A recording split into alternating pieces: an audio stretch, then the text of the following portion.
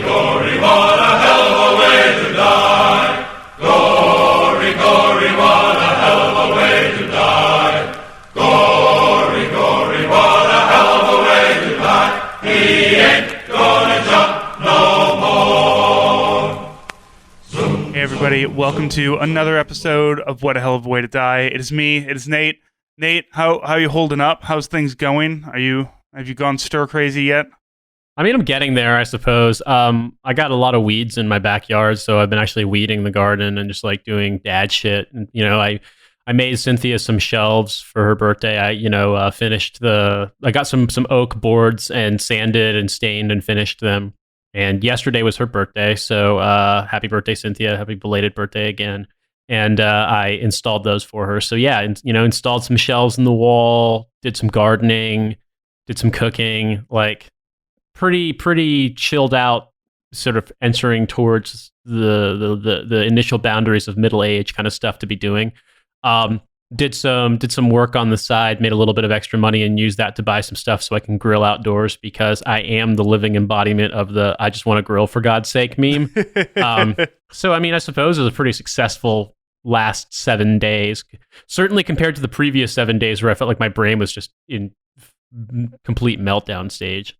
Yeah, we finally got the basement cleaned up, so I'm gonna have at least an area that I can do like body weight exercise. Because I'm slowly like turning into a blobfish, like just because I don't.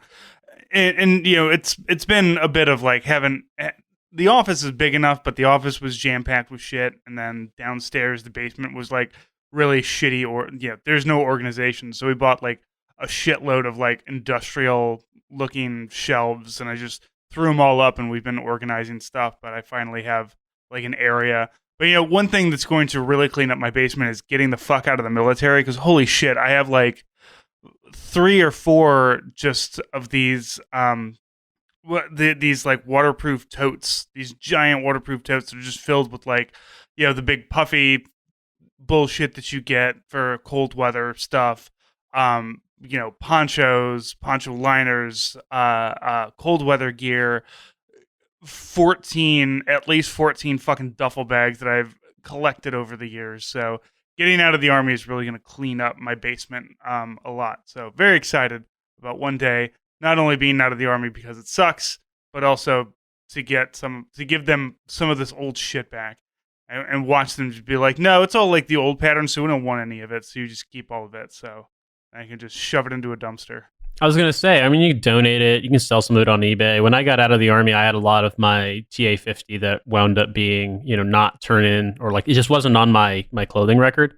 So I sold a lot of it on eBay, and that was right around the time that some of the like forwarding services were set up through eBay. So you could register an address anywhere in the world, and like eBay would handle it, or like had a third-party vendor that would handle forwarding it to you.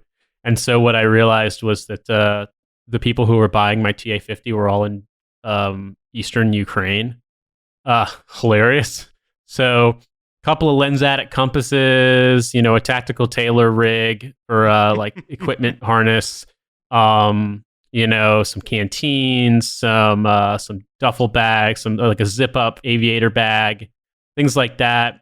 I guess I probably sold gear to people who went on to do bad things. Sorry, I apologize, but I mean, in the grand scheme of things, I gave them the ability to hold their gear in a zip-up bag and drink water from a canteen. So I think the actual life-ending dangerous stuff. Yeah, but I mean, like in the grand scheme of things, the summation of my crimes is like one fraction of the example I love to bring up, which is it costs $300,000 to build a Humvee. It probably costs about the same amount of money to ship it overseas. And then it costs about twice that much to drop a JDAM on it when ISIS steals it. So I don't really think that me making like $40 to sell a Lensatic compass to Ukraine is necessarily doing anything near as bad as what the U.S. government does, like by its own admission.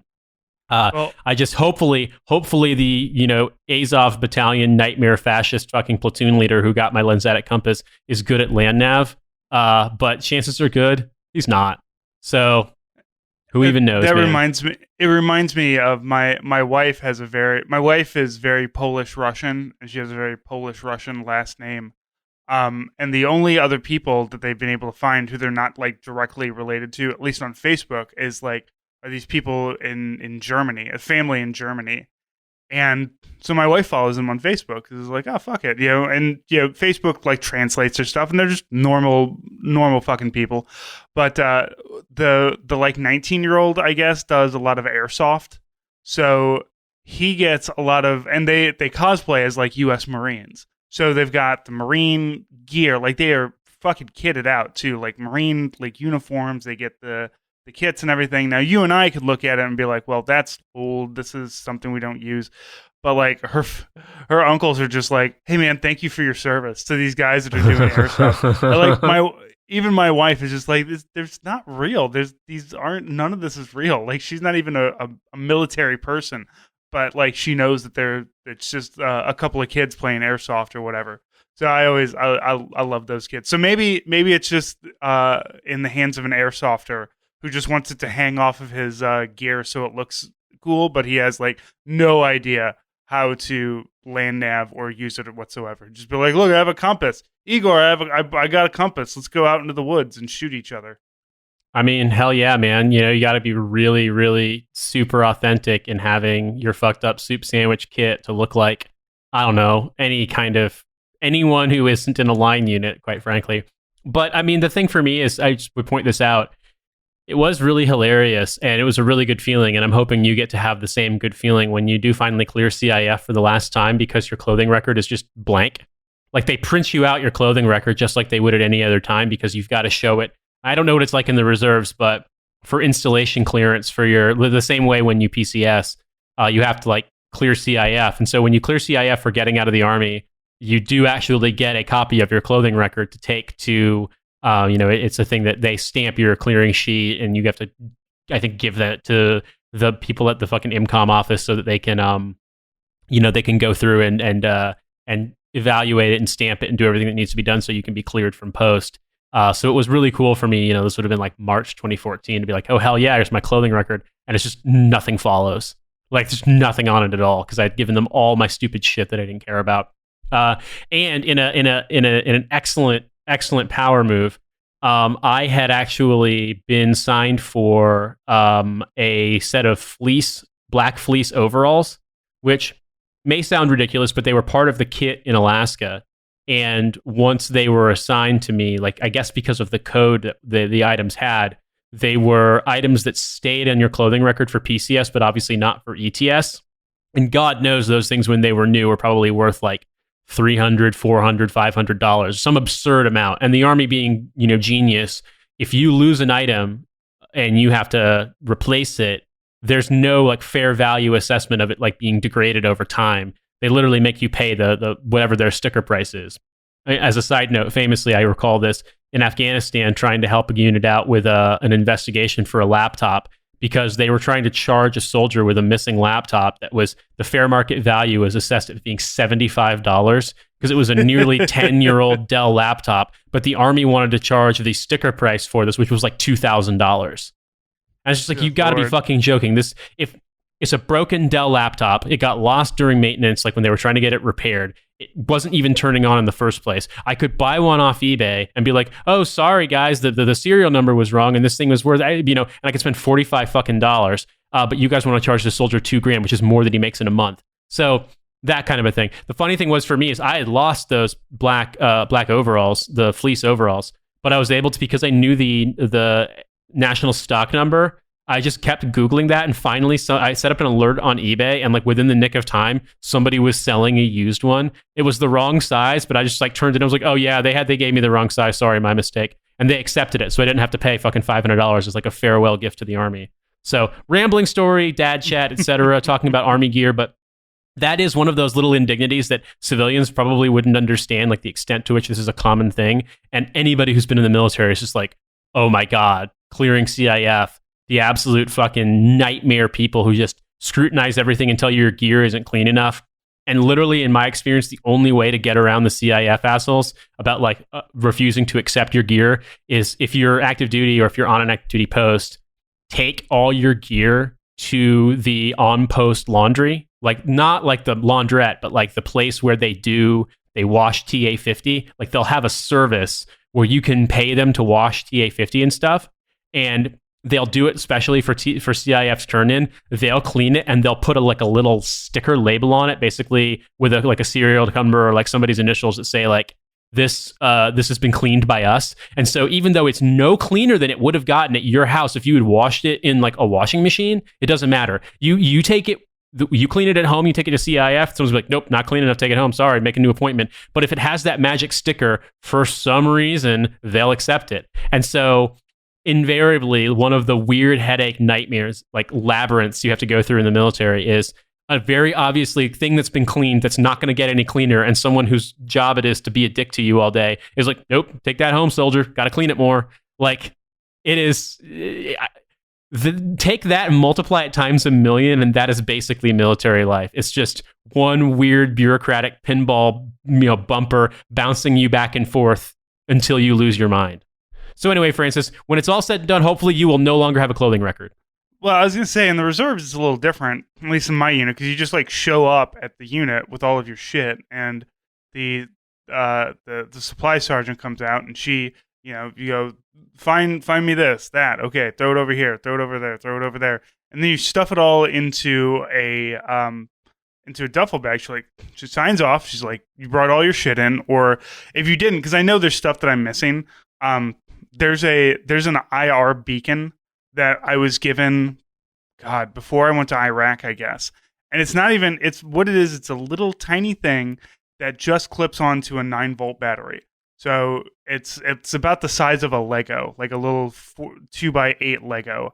And it snaps onto the top of I know what that battery. is. Yeah. Yeah, and it just flashes. It's an IR beacon. It's the only if you're wearing infrared or night vision goggles are you going to see it.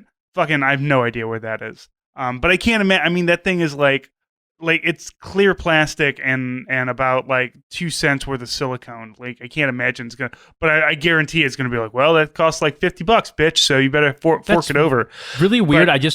Because I swear to you, those things were consumable items. Like when I got them, I know you're talking about. They were consumable items. Like, having that listed on your clothing record, or like maybe on like a hand receipt, but not on someone, like that is absolutely not an accountable item on like your company commander's hand receipt or your staff section's hand receipt. Like, I guarantee you that is not tracked by the system. They might have a done at the unit level hand receipt, but I swear to you, those things, like, if an entire box of them fell off a ship in Kuwait and went to the bottom of the ocean, no one would pay anybody for them, because like they're considered consumable items. Like you said, they're probably worth like $4. And I bet you if you needed to, you could find one online for like $4.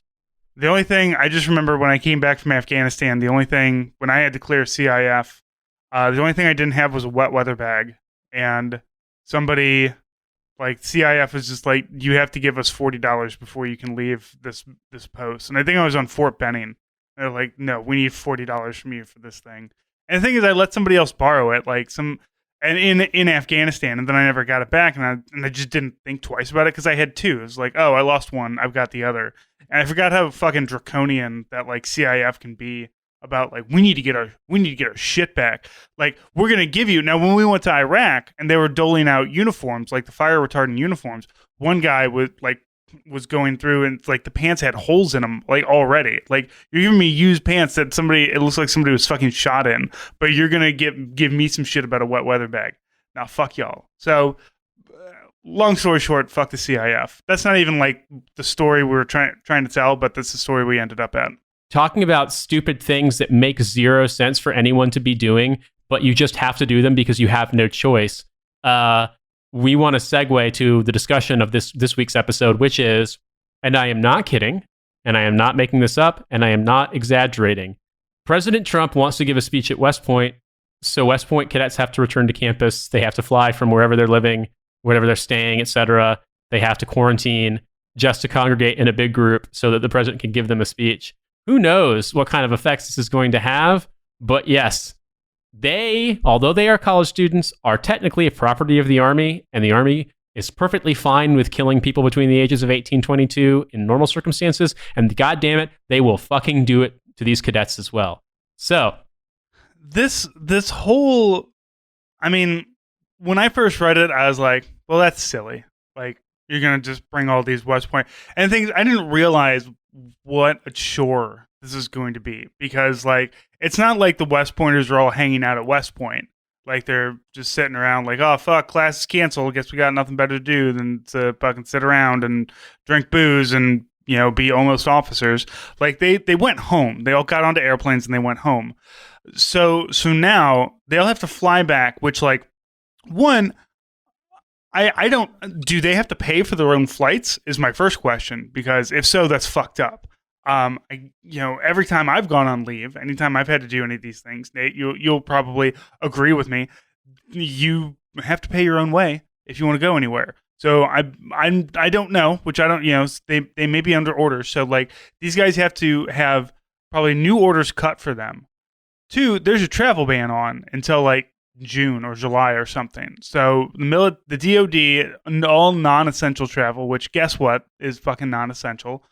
This bullshit. So these cadets have to get waivers. They have to, I don't know the process of that's going to be, but they have to get waivers to be allowed to, fly on orders. So they got to get the orders cut. They've got to get their flight itineraries in. They have to buy flights of their own, or they have to go through DTS to do it. Then they have to get there, and then they're going to be tested for COVID-19. Now the tests still take like a day or two to get, tell whether or not you're positive. So then they have to be quarantined. So they're going to show up, they're going to be tested, they're going to be shoved in a room, and then they're going to have to sit there for 2 weeks to make sure that whatever's happening, that it's not happening to them right now, that there's no COVID happening to them. And then they're going to go to the ceremony. So this is like a month and a half long process from like the word go up into when we have to do this speech. Now the Air Force recently did one with the vice president, and they all, if you looked at it, it was ridiculous. They had all their chairs were all like 8 feet apart, or one Air Force sword apart from each other. They were all sitting there, dress as the vice president came out. They all threw their hats. It was whatever. The Naval Academy just canceled theirs and did a virtual graduation. But yeah, and if you don't know where West Point is, it's like 90 miles. It's not 90 quite miles from New York. DC. No, it's not. No, it's not. That's Annapolis. New York City. West Point is in the Hudson Valley in New York. It's about an hour-ish train ride on Metro North from New York City. And it's about, probably about the same, maybe more or less, depending on traffic, if you went in a car. But it's very close to New York City. If you are going to go to West Point, I would be very surprised if the Defense Travel Office cut these cadets' orders to go through Westchester County's airport instead of any of the major New York City airports. So yes, New York City, absolutely the epicenter of the epidemic, the worst hit area in America. And I would guess, I mean, who knows? There's a possibility they do something different. But my best guess is that they would fly them commercial on, they just go through DTO and they'd book them regular civilian tickets. And so they'd probably fly into Newark, LaGuardia, or JFK, which means they are going to be obligated to travel. Chances are good. I mean, knowing how this stuff works, chances are good they're going to have them, there'll be like a bus or vans, shuttles, et cetera, that they'll be picked up at the airport by folks from West Point who will drive them up there. But it's still really stupid. It's a really dumb idea. It's incredibly dangerous. Like New York City is an epicenter right now. And you don't know where these dudes are coming from. You don't know what they have. And yeah, the whole because and honestly, chances are good that as cadets, 18 to 22-ish years old, besides the ones who are prior enlisted, they're probably the likelihood of them becoming terminally ill is quite low. The problem is all the people they're going to encounter there, and then all the people they're going to encounter when they go back to their fucking families.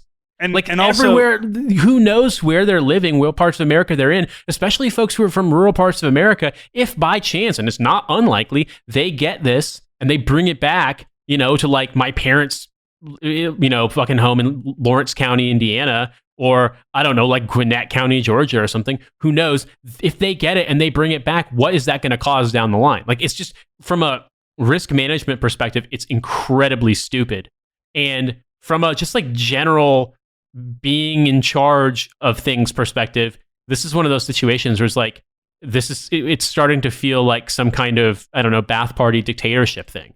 Like, it's just weird. I mean, this is what happens when you have a guy who runs basically only on hubris, and to the point you were saying about like it's not fatal, like it's not fatal for people that of that age, like it doesn't matter because like a 25-year-old can still be hospitalized for like 2 weeks, and that sucks. Like little kids have died from this. Like there's no guarantee you won't die. Apparently, it gives people strokes now, so there's a new one. Apparently it causes permanent lung damage and it causes blood clots. I mean, there's all sorts of crazy things that happen with this, and that people are just starting to figure out. So there's it's just, to me, the idea of this being worth the risk is absurd.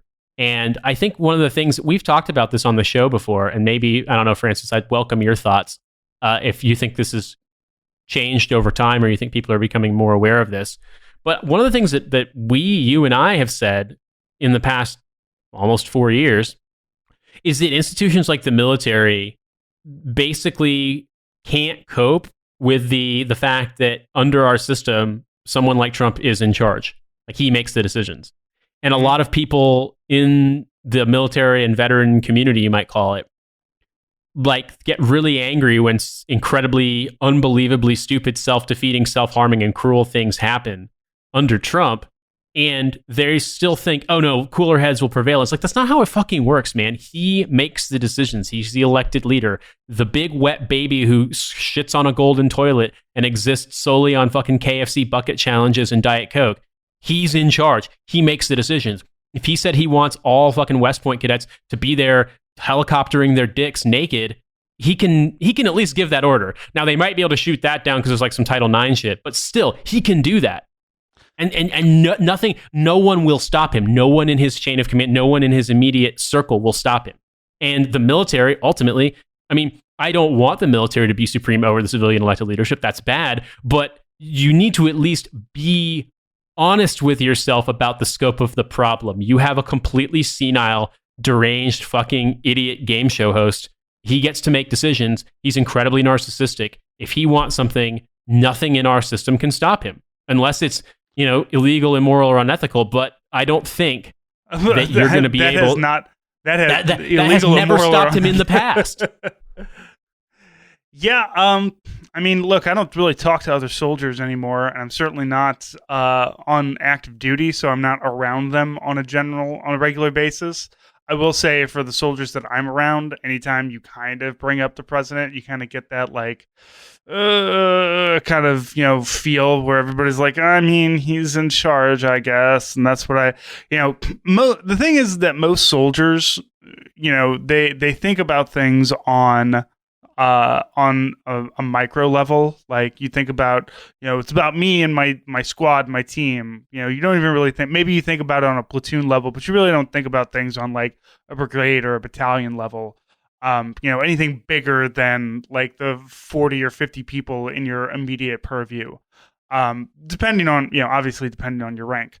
But so thinking about like, higher up and to all this, I don't really think that there's a lot of people, a lot of soldiers that think about that, and that might be a fucking self-defense mechanism to just be like, I can't think about it, because if I did, it would kill me. It would make me want to.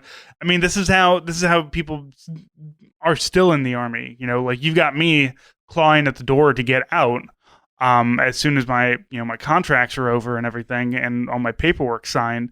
But you've got plenty of people who are like, well, I mean, I chose this and this is my career, and I'm, a captain, and I'm in my late 20s, and what else am I going to do?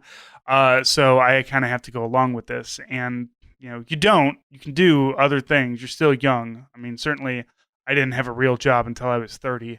But, you can, The mindset is that a commander in chief changes, right? Like, well, he's not going to be here forever. At the most 8 years. And you're like, maybe I can stick it out during these 8 years, and I can do these 4 or 8 years, and I can get on the other side of it, and then we'll have a better president. Which, like, absolutely no guarantee. I mean, because I know that you and I both see President Tom Cotton or President Josh Hawley and waiting in the fucking rafters to descend upon the presidency in the next 10 years or so, which would be absolutely disastrous in every direction. So I don't know. There's a sense of self-preservation, I'm sure, for people in the military. And I know I'm kind of rambling with it, but I don't know. I think soldiers kind of understand that this is dumb and stupid, but also we've been dealing with dumb, stupid shit for so long that it's just kind of expected, I suppose. So it's like when the president does some dumb, stupid shit, you're just like, well, of course the president did dumb, stupid shit. He's the president. It's the army. Of course I'm getting screwed. It's the military. It wouldn't be like we pride ourselves on having shitty experiences. We pride ourselves on getting fucked over by other people for some reason. I think, the military is just like the biggest group of like sexual submissives ever, except there's very little sex. I feel like that's disrespectful to subs, honestly. Like, because it's just, I feel like any self-respecting sub would find a better way to be degraded within the confines of their own desire, as opposed to the military, where like, you don't get what you want. Subs have power. Yeah, subs have their own power. Like, if you have a good dominant partner, they will respect a sub. Nobody respects the army. Like, I love. This is what happens when we talk to the people in the Discord. See, we've changed our tune so much. The Discord is going to love this one. Well, one of the things that made me laugh too, because this is years ago, and don't get me wrong, this is one of those things where it's a really fucking not funny joke, but it's also like a very kind of darkly comic thing. I remember when I was in Korea, a friend of mine had been doing something for another part of like 8th Army before he got sent to 2nd ID. And it specifically was to do, because he was an MI officer, it was specifically to do with like assessments of whether or not these certain venues that were like soldier, centric bars in Seoul and in Dongducheon and places around there were, should be on the blacklist or not because of human trafficking. And there was this big contention about closing or blacklisting one of these places because it was really popular with soldiers. But I mean, at a certain point, they couldn't deny the evidence any longer because it was becoming too public that the women who worked in these bars were basically held hostage. They'd been brought from the Philippines to Korea with promises of like doing, on the job training and like entrepreneurship stuff. And instead they were made to be hostesses. So basically they hang out in the bar, they come and talk to you, you buy them drinks, they pretend to be your friends. And sometimes, people do wind up in relationships with, and they wind up getting married and stuff, but it's a big, not great system. Basically, these women aren't allowed to leave. Like, they can't, their passports are confiscated. They're not allowed to leave Korea. They're basically indentured servants in Korea. And at the same time, it's very challenging to get soldiers to not go to these bars. The blacklist obviously can be enforced, but even then, like, there's a lot of places that are marginal, but soldiers will still go to them because, there's all the hostesses speak English and girls will pay attention to them, even if it's, pay by the drink. And I remember talking to my friend and he's like, well, yeah, but I mean, in the grand scheme of things, it makes sense why soldiers would gravitate in these places because just like these women from the Philippines, they're also victims of human trafficking. It's like they enlisted and they thought they were going to be protecting their country. And instead we abducted them and sent them to Korea and they're not allowed to leave either. And I was just like, Jesus Christ, you're not wrong, but I don't even know if I want my brain to go down that fucking avenue. So needless to say, I feel as though, calling people in the army subs is actually kind of unfair to subs. It is. Apologies to all of our sexually submissive people out there. It could be worse. Don't join the army because somebody's just going to yell at you and it's not going to be fun. It's going to be the dumbest, stupidest, least pleasurable doming you've ever experienced in your entire life. and Right, everyone imagine- involved is going to smell like dip and or cigarettes and or Monster energy drinks. You're just going to hate it, unless that's your thing. In which case, okay, you're granted you're granted a temporary reprieve from our blanket rule of don't join the military. I suppose you're allowed to. You can only join the military if that's your kink. Like if being surrounded by like Confederate flags and people who are dumber than bags of hammers is really your thing. If you really want to, if you really want to accidentally open a drawer and find a bottle full of piss because your gamer ass roommate was too lazy to go down the hall to take a leak, that's the military is here for you. You and only you can be granted a dispensation. Nobody else. Nobody else. But I feel like one thing that I point out about this is I think one of the interesting dynamics about Trump's whole situation with this graduation speech at West Point is that West Point cadets they've effectively joined the military. You can quit, but you owe them money. You can repay them in dollars or you can repay them by enlisting. Friend of the show, Kevin Frint, was actually in this situation that he was on an ROTC scholarship and left the program and wound up having to enlist to pay it back because there was no way he would be able to pay it back, out of pocket. But if West Point cadets were civilian college students, I think there would be not only a significant outcry, but there would obviously be a lot more avenues for them to be like, no, fuck you, fuck the institution, fuck the president, fuck the guest speaker. I'm not doing this. My children are not doing this. Like, you could do something, but because it's this weird gray zone where they're still young, they're still college students, but they're also soldiers, and they've signed away their right to, have any say in their fate. Right, to say no. They don't get to say no. Exactly. And that's the thing that I think that it's really hard for people to wrap their heads around, is that this isn't just a thing of like, okay, Trump's going to do this and the true believers can come. Like, if you're a West Point cadet, it doesn't matter if you're, I don't know, if you come from a family of a fucking Bolshevik welders or something. Like, it doesn't matter what your politics are. It doesn't matter if you want to be there or not. You have no right to say no. If the military grants the waivers and you get told you have to do it, the only way you're getting out of it is by violating a direct order and potentially fucking yourself over. And like, can you do this? Yes, you're not going to go to prison. You're not going to die. But you could very easily find yourself in a situation where you owe hundreds of thousands of dollars in back tuition, or you have to enlist. So it's a very difficult situation for these cadets. And I recognize that a lot of people, look at this stuff, and I can't imagine people who think this way are big fans of this show and listen to this show. But I know there is a train of thought that goes like, oh, well, fuck them. They wanted to join. It's their own fault.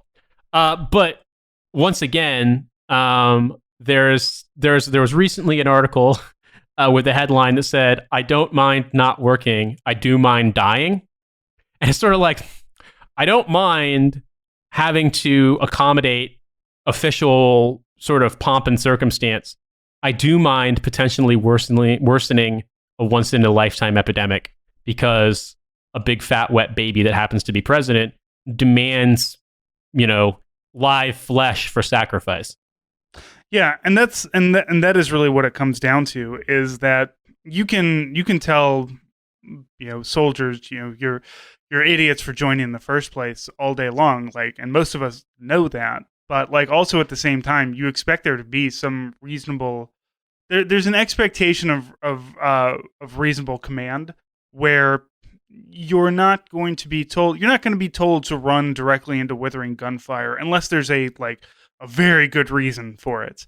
And that's kind of what is happening here. And there is no reason for it. It's like, we're going to land on this island. You're going to run into withering gunfire and take that hill.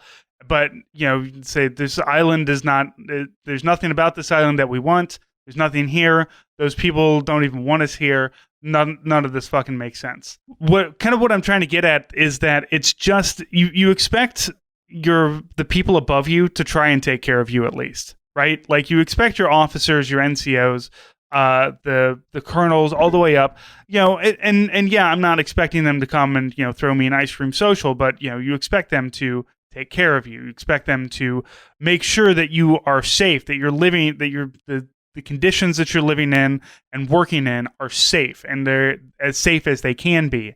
And then you have this, which is absolutely unnecessary. No reason for it to happen whatsoever.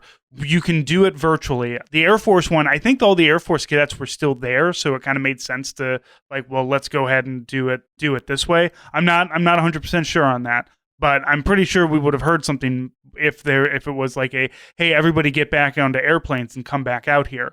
I'm pretty sure that the Air Force cadets were there.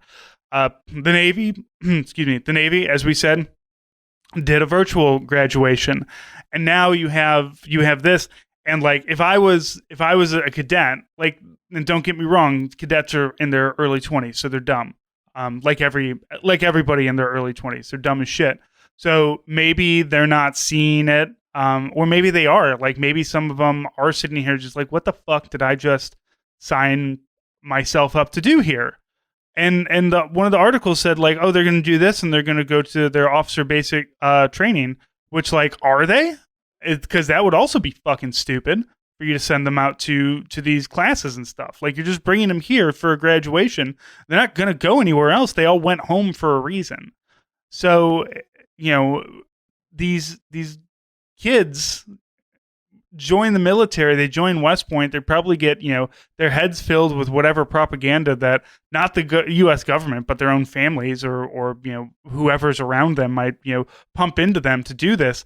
And then you have this. Then you have this, like, this giant fucking wet baby. And, you know, these guys, maybe when they joined and they went to West Point, it wasn't as bad as it is now. Who fucking knows? But either way, like, you know, if you want to be an extreme tanky about it and say fuck those troops, you know, knock yourself out, I suppose. But in general, like, everybody should understand that this is just an incredible break away from safety. But we've been seeing that, right? Like, I mean, go back in time listening to this fucking podcast where we talk about how the Navy ships keep running into each other because everybody's undertrained and half asleep because there's nobody joining anymore and we're not training people properly. You know, you can go back to the military not hitting recruiting goals. There's all kinds of problems that are going on with the military, and the Army just does not have, I don't know, we just don't really have smart people that make the decisions to make these changes, unfortunately. Like, you hope that there are, like, you at a certain point, like, you know, you hope that, like, everybody is an adult and they're at least smart enough to not do something stupid that would endanger your life. And then you find out, like, every 6 months your life is probably in mortal peril because of some dumbass. I mean, I think the case with the USS Theodore Roosevelt is a pretty good illustration of this problem, though. At a certain point, no matter how senior you are as a leader, if you don't want to do what you're being told to do, your options are either do it or basically fall on your sword and potentially, depending on the situation, you know, lose your career or lose your life, or not only lose your life. I mean, we're not fucking executing people, but lose your basically get drummed out. So in the case of the captain of the Theodore Roosevelt, he basically said that they needed assistance, that they were in a bad situation, that letter leaked, and he got fired, and then the Secretary of the Navy got fired because his response was so moronic. But in the case of West Point, like, this is a situation in which the only way that anything like this is going to stop is the only way this could be prevented would be people in senior leadership basically saying, no, we won't do this. And if that means I get fired, then so be it. I'm taking a stand, and hope that sways people enough within the government to have their back, because that person who says, I won't do this, you know, I'm sorry, sir, this is going to get people killed and I refuse. That person's going to get fired. You just hope that when they do get fired, the decision is so unpopular that it winds up leading to Army brass having to reverse the decision regardless, and maybe reinstate them, maybe not, you don't know. But what we effectively have is a situation in which, regardless of all of the promises that institutions make about, oh, we'd never do anything illegal, immoral, or unethical, nothing will stop them besides the possibility of it harming Trump's reelection chances. Like, nothing will. And that goes for any institution. Their bottom line is more important than, you know, doing the right thing in these decisions. And that's nothing novel. It's basically a platitude for me to say that. I mean, in a way, I'm embarrassed that I ever trusted any institution, much less the fucking US military, to, you know, live up to its PR boilerplate stuff about its ethics and morals. But I think in this situation, here you are with a group of people, and even if you, as a listener, don't give a fuck about cadets, which I mean, whatever, that's your right if you want to think that way, you have to acknowledge that these cadets, their duty station, their place of residence is West Point, but they're not permanent party in the Army yet. They go home to their families. And as I understand it, they are not quarantined or hunkering down at West Point, on campus. They are at home. They are at their home of record. And so by bringing them in, making them do this, making them transit through New York State and New York City, most likely, and then sending them back, you are exacerbating an already incredibly bad situation in the US where the pandemic is completely out of control. And you could very well be putting them in a situation where they are going to, possibly be asymptomatic, carrying the virus back to where they live and potentially causing outbreaks to get worse, particularly in communities where they may not have the resources and where just that little additional pressure from additional cases brought on by that travel could then lead to, the system getting overrun because of, in a county like in the fucking Catskills in New York, where, they have 8 ICU beds for the whole county and, 4 ventilators total, maybe even fewer than that, that additional pressure from additional cases could be the tipping point. And so this is absolutely not just the thing that's going to affect these cadets. And I mean, I obviously have a lot of sympathy for these cadets because I was a cadet once and, this is a terrible decision. But this also has implications for basically everyone living in any communities these cadets come from. And I suppose, you could look at it like, okay, well, they quarantine them on arrival. They'll probably quarantine them after. Great. But that still doesn't prevent shit. You're not guaranteeing anything. There's no way to guarantee that stuff doesn't spread even with them not traveling. You're just doing the best you can to mitigate risk. And in this case, the only thing driving the decision, if you weigh out all of the risks that you're undertaking, all of the potential problems, all of the knock-on, second and third order effects that this could cause, those are all cons. And the only pro is the big fat wet president wants it because he wants people to cheer for him because he wants to feel important. That's it. And it's like no leader looking at this can say, oh, absolutely. Like, I think, I've weighed the pros and cons and I decided we should do this anyway. Like, it's a fucking stupid decision. But unless someone senior enough falls on their sword, this will happen. Yeah, it's definitely going to happen. And look, we all hate cadets, but we don't want them to die. Like, I don't want them to die, and I don't want their parents to die. I don't want their siblings to die. I don't want their immunocompromised neighbors and friends to die. That's the thing. Like, it's not just about the fucking cadets. Anyone can be a carrier, and in this case, bringing people from all 50 states back to, and not even just 50 states, probably from other fucking U.S. territories too. Bringing back cadets from, I don't know, goddamn, the Marianas Islands, Guam, American Samoa, like all these places, and then sending them to West Point, potentially infecting them, and then sending them back is incredibly irresponsible. Yeah, but that sounds about right to everything that we've got going on. We're a country founded on plague blankets. Why the fuck wouldn't we? It's the people just want to get back to work, Nate. And if that means that we have to kill a small percentage of officers, well, by God, let's do that. No comment. No comment. Cadets, not real people anyway. Anyway, yeah, don't fucking do it. If there's any like general or colonel listening, throw yourself on the sword. Don't let this happen because it's fucked up, and it's not gonna turn out well. It's not gonna be good for anybody. Is what this is gonna come down to. That is very true. However, there are also other things that don't work out well that aren't going to come to anything good. And quite frankly, many of them revolve around America's desire to save the VA by destroying it, much like it had to destroy villages in Vietnam to save them. And to that effect, you, Francis, conducted a bonus interview that we released this week. So maybe tell the listeners about that. Yeah, so if you remember back in November, Jasper Craven, a freelance journalist who has bylines in quite a few places, came on to talk about a piece about injecting drugs into troops, and not cool, fun drugs, but horrific, terrible drugs that make our bodies fall apart. So Jasper sent me a couple of articles about the VA, one from one that he wrote in 2018, and then one he wrote very recently in mid-April about the VA and how the VA has been slowly being dismantled, and now the VA is in a really bad crunch, and everything is terrible, and there's nothing being done about the VA because they, basically just want to privatize it. And so we kind of talk about the Veterans Administration, and we talk about the long con of how do we tear something apart so that we can rebuild it back into a profit making machine off of the backs of soldiers? Because they've already monetized us going out and getting shot at. They haven't monetized what happens to us after we've been shot at. So apparently that's what needs to happen next. So Jasper and I spent some time talking about the VA, a little bit of the history with the VA, and then where they are now and where we're kind of seeing it, where it might end up in the future.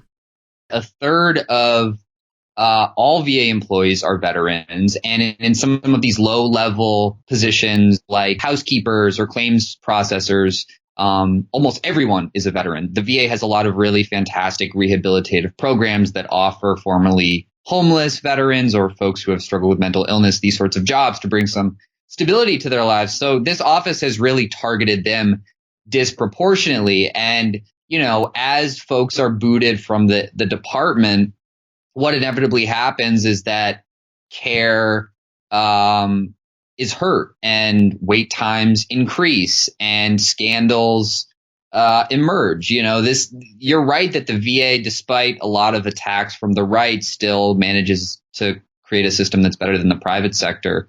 But what this office is doing is getting rid of critical staffers so that, more issues pop up, the VA's image suffers greatly, and then the argument for privatization becomes stronger. Right.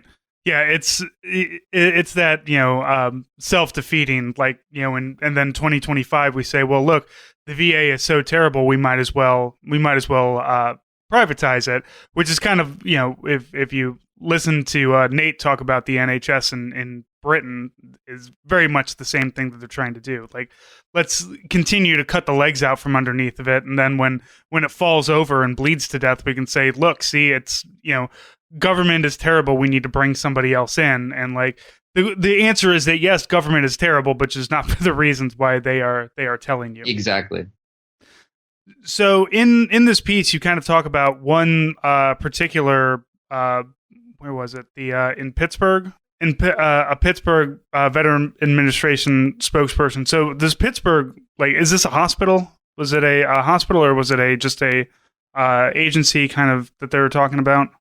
Yeah, it's what's called, it's all very complicated. It's essentially like a VISN, which is a sort of regional network where a number of hospitals exist. So like there were a number of hospitals within the Pittsburgh area, all run by the VA, where this issue, this law was having a particularly terrible impact. A lot of union officials there were just like seeing their folks attacked through this office on fairly specious grounds. Sure. And this one, you talk about specifically about David Cord, and I'm glad that you kind of drilled down onto one person, because it really shows, there's a very abstract to talking about this, but going down to this one thing and saying, look, David Cord, who has been transferred repeatedly among questions of misconduct. In 2012, Cord advised VA staff to keep quiet about an outbreak of Legionnaire's disease that killed six veterans and sickened more than a dozen others. Like, now, normally, a normal human being would read that and say, well, obviously, that person should not be in charge of a can opener, let alone a veterans facility. But for some reason, and this is 2012, this is pre-Trump. So the rot is not necessarily a Trump administration thing. The Trump administration certainly accelerates it in a lot of ways. But these things, and this is what this law was supposed to be able to find and deal with. Like, it's insane that you need a law to say, get rid of the bad people, but this is America. Sometimes you got, like in the military, sometimes you have to have we have to have a specific regulation that says cut your hair because people aren't going to cut their hair. So you have to do things like this, but yet it ends up not working. And then you have this person who comes in and like not only commits like obvious I don't know if it's a crime to not tell people about an outbreaks of Legionnaire's disease. It certainly should be. Again, maybe we need a law for that as well. But as you kind of go through more and more of this, Cord is obviously breaking union rules and union laws. He's going around all kinds of different things that are in place to take care of people. And there's really nothing you can do because that's the guy in charge, right? Like you've got one person who is just butting up against the union, and the union butts back up against them. But it's not like anybody has the ability to go above this guy's head and say, you need to get rid of him and get us somebody who's not going to be a complete asshole. And it feels like that's what they were trying to do, and then kind of failed with this law. Yeah, absolutely. I mean, like there are a good number of corrupt, shitty, terrible VA management officials, and their misdeeds have been very well documented in the press by the Office of Inspector General. Like you can find those people, and those people should have fewer rights. Like I think you can make an argument that when someone has seen a number of serious allegations trail them from facility to facility, they should be dealt with. They should be kicked out of the system. Unfortunately, as you know, the office didn't deal with Dave Cord. Dave Cord just moved around. I mean, it's reminiscent of what the Catholic Church was doing in Boston around the clergy abuse scandal. You basically sort of like get the problematic official out of the facility where he or she is making trouble and move them somewhere else so that they make trouble there. But you sort of you move the problem child out of the room. And like I have since in years of covering the VA now, like I hear these sorts of stories all the time. This is still what the VA does. And it's very confusing. Do you have any suspicion of why move a person instead of get rid of them? Like what? I can't imagine that like it's helpful or beneficial in any way to continue to have a person who is not good at their job and continues to have corruption problems. Like, why not just get rid of that person? I think a major reason, like, because I ask that question all the time too. I'm like, what's the point? Like, why keep this person? What do they know? Like, that's my biggest thing. Yeah. It is what they know, and that's why they're not relieved. Is that they either have dirt on someone else, or they know that if they're taken down, they can say, well, this official and this official also knew about the problem and they did nothing. I think there's the VA can be a very toxic place. And so there are like alliances that spring up. There's dirt, and it's sort of, I think it's endemic to any office. Like there's just weird shit that happens and people cover it up, or they want to hide their secrets. And so I think there's just a lot of leverage there. The other thing too is that these hospitals are fairly autonomous. So like they can keep a lot of bad shit under wraps. And then like folks in central office in Washington can sort of like willfully blind themselves to those issues and keep folks in the system rather than enticing new people. I mean, the other thing too is that the VA just doesn't pay very well. So if you're going to kick out a corrupt official, that means you have to replace that official, and like you're not going to find necessarily a great official to replace them unless they are a veteran or like have a connection to the community or are willing to basically make a sacrifice, leave a high paying job in the private sector to sort of meet this mission and take care of vets, which is like not a lot of people are willing to do. Yeah, which is understandable. I mean, the government doesn't pay well at all, but it does pay, and you do get supposedly we all get retirement at the end of it. So let's kind of switch gears then. So there's a newer article in the New Republic from you. Trump's war on VA workers is exposing them to coronavirus. So what is we'll kind of start at the surface level. What is I guess what are VA hospitals and VA facilities running into that might be different than what the private sector hospitals are running across? Yeah, well, I mean, there's a lot of overlap in the two systems. Both the VA and the private sector are struggling to maintain proper levels of protective equipment. They're having to create contingency plans, treatment plans very quickly, and they're struggling to keep up with just an infusion of new patients. The VA has its own unique struggles, however. The biggest of which is that the VA is overseen by the Trump administration fully, and the Trump administration doesn't really care much about the VA and hasn't properly invested in the VA. So, for instance, there's a national shortage of clinical healthcare workers in the country. Yet VA, because it's been kneecapped in its recruitment, retention, payment efforts, is just suffering much more than a lot of private sector hospitals. There are roughly 50,000 vacancies across the VA system, which is a staggering number, larger than like 4 federal agencies combined. I think it's like HUD, Department of State, Department of Education. Like it's just a massive number. And the Trump administration has not put in much work to shrink that number. So now as the coronavirus ramps up, a lot of hospitals are understaffed. They don't have enough nurses. They don't have enough housekeepers. They don't have enough administrators. And that's just complicating care. The union has been fighting for years and years and years, going back to the Obama administration, to improve retention and hiring efforts. And the Obama administration, to their credit, did do some good work to bring people on. But that is a major issue that the VA is facing right now. All right, everybody. So as always, thank you. You can follow me at Army Strength, follow Nate at In These Deserts. You can listen to us anywhere that you listen to podcasts, whether that be iTunes, Spotify, YouTube, wherever you want to go. Keep in mind, we do have the shop at hellofawaytodie.com. We have Twitter accounts, man. We're just all over. So just fucking find us.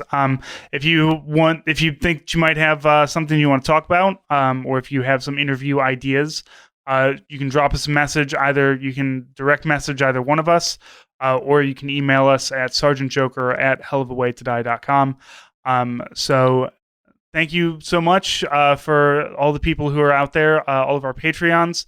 All the people who share and subscribe and talk about us to all of their other friends and family and whatnot.